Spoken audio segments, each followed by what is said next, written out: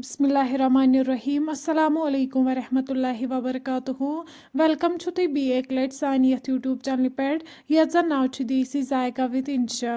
Video start करने brought अगर तुम सान चैनल पे नई छु सान यूट्यूब चैनल करो सब्सक्राइब वीडियो करो लाइक तो शेयर बे दीजो पन फीडबैक आज बनाओ इस मोंग दाल तो मुझे यमिच रेसिपी बह तुह शेयर कर तो करो रेसिपी स्टार्ट रेसिपी खतर निम्स मोंग दाल बेस निम्स मुझे यमन लकट लकट पीसेस थमित बनायित बेस निमित टमाटर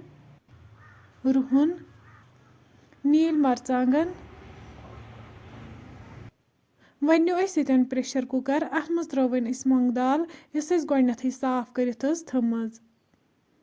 अम पत त्रवन अत मज टमाटर बे त्रवन अत मज रुहन बे त्रवन अत मज नील मरचांगन बे त्रवन अत मज गंड यम हकनत थमित अस कर तम गंड इस्तेमाल बे त्रवन अत मज बादाम पाउडर चमचे लेदर चमचे दानवल पाउडर चमचे तो अदरक चमचे अम पत त्रवन अत मज नून चमचे बे त्रवन अत मज आब 8 लीटर अम पत त्रवन अत मज गेव चमचे वन करहोक सारी मसाल असल पे मिक्स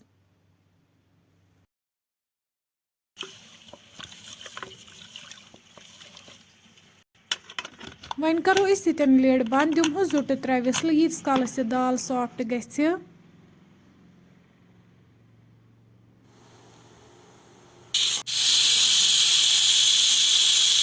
3 विसल बाद करो वन लिड ओपन तुम हेकि वुचित पेठ यह टमाटर देल यह करो रिमूव अम पत थो वन गैसस पे प्रेशर अत मज त्रो वन तेल तेल युथी गरम गि अत मज त्रो वन मुझे यमन लकट लकट पीसेस बनायित मुझे करहोक असल पे फ्राई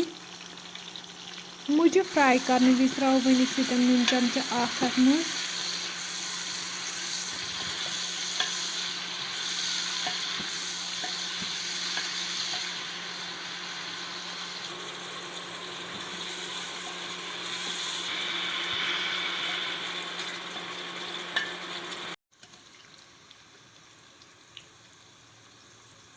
तुम हेकि वुचित मुझे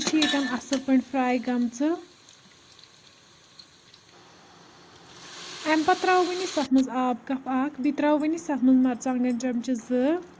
मरचांगन करो मुजम असल पे मिक्स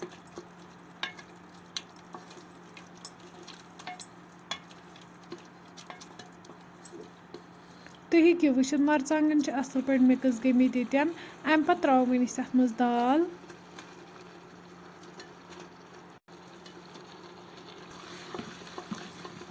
दाल तन हल्क फ्राई कर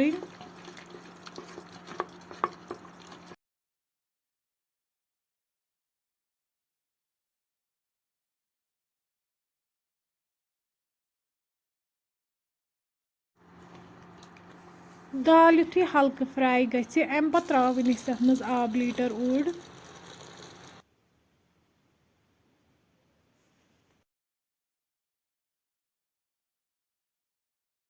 अम पत करो वन लिड बंद दिमहोस 1 to 2 विसल यीस कालस मुझे सॉफ्ट गछन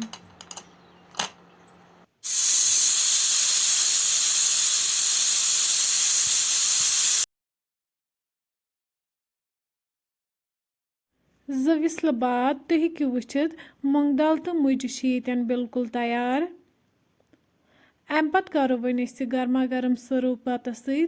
फ्रेंड्स अगर तुम सोन अजुक वीडियो पसंद आमुत सान यूट्यूब चैनल करो सब्सक्राइब वीडियो करो लाइक तो शेयर बे दीजो पन फीडबैक अल्लाह हाफिज।